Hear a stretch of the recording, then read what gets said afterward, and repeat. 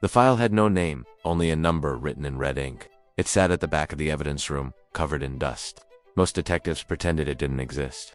The case began 15 years earlier, when a quiet night guard named Evan Hawley disappeared from a closed textile factory on the edge of the city. There were no signs of a struggle. His lunchbox was still warm. Security cameras went dead at exactly 2:17 a.m. The factory alarm never rang. Police searched the building 3 times and found nothing, except one strange detail: a single boot print on the office ceiling. The media laughed at it. Online forums called it fake. Senior detectives quietly passed the file to rookies, who passed it back just as fast. Anyone who worked the case complained of headaches, lost sleep, and strange phone calls with no one on the line. Within weeks, the case earned a nickname inside the department: the Job Killer. Detectives who touched it stalled their careers. Some quit, some transferred, and one vanished. That was when the case was officially abandoned. Years later, Detective Mara Quinn found the file while looking for something else. She was weeks from retirement and no longer cared about promotions. And when she asked why the case was untouched, no one gave her a straight answer. Mara reopened the investigation quietly. She started with Evan Hale's personal life. On paper, he was ordinary. No enemies, no debt, no secrets. But when she visited his old apartment, she noticed something odd: that every mirror in the apartment had been removed. Neighbors remembered Evan as kind but nervous. One neighbor said he used to tape newspapers over his windows at night. Another claimed Evan once said he'd watches when the lights go out. The factory records revealed more strangeness. Evan had filed 7 maintenance reports about movement in sealed areas. All were ignored.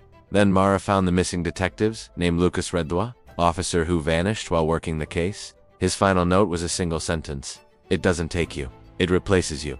Mara began connecting dots. Evan Hale was not the first night guard to disappear. 3 others vanished over a span of 30 years old from different locations. All working alone at night, all cases quietly buried. Each site shared one feature: large, unused spaces sealed off decades earlier. Mara visited the old factory at night, breaking protocol. Inside, she heard soft footsteps that didn't echo right. In a sealed storage hall, she found something impossible: walls covered in names, scratched deep into the concrete. Evan's name was there. So was Lucas Reed's. Then her phone rang. The call came from her own number. On the line, a voice whispered, "You're standing where I stood." The factory lights shut off. When they came back on, Mara found fresh boot prints on the ceiling matching her own shoes. Mara's final discovery came from an old urban planner's archive. Decades earlier, parts of the city were built over a failed underground transport project. The tunnels were abandoned without records. Workers reported reflections that moved, latent voices calling their names. Mara realized the truth was not a person, but something that learned patterns. It copied behavior. It replaced people who stayed unseen and unmissed. Night guards. Detectives without partners. People no one checked on. Lucas Reed didn't vanish, he became something else. Mara found security footage from the factory dated 2 days ago. It showed her entering the building, even though she hadn't been there yet. Someone or something was already wearing her face. Mara never filed a final report. Instead, the case was marked solved due to clerical error. The file disappeared from the evidence room. Weeks later, Mara returned to work, calm and smiling.